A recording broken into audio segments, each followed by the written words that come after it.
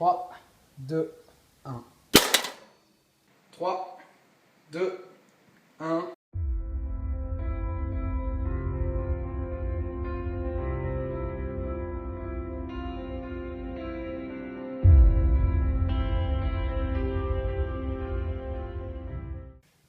Ok, donc on peut apercevoir une légère bosse ici et quelques rayures, mais rien de grave, je pense qu'elle fonctionne encore.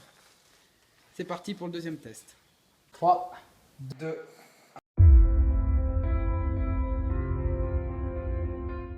Donc alors c'est tombé sur la face du ventilateur et du bouton, donc tout fonctionne, hein, ça a l'air rien qui gigote.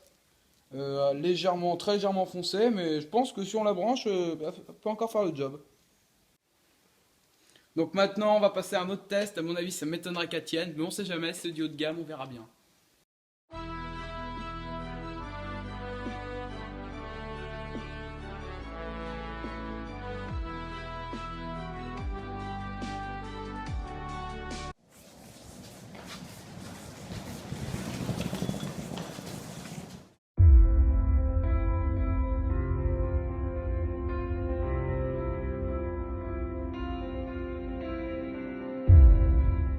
Alors, comme vous avez pu le voir donc, sur la vidéo, elle a assez bien amorti le choc, même si je pense qu'elle est complètement hors d'usage.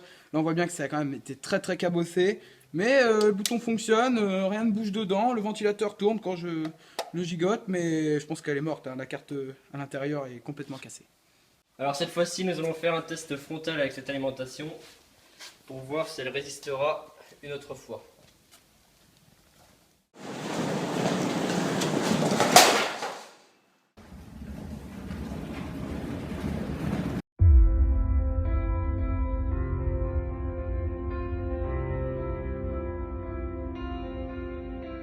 Alors comme vous pouvez le voir, le choc a été vraiment assez fatal. Le bouton marche encore, mais je pense pas qu'elle puisse s'allumer. Le ventilateur a été vraiment gravement touché. Et puis on ressent une forte odeur désagréable.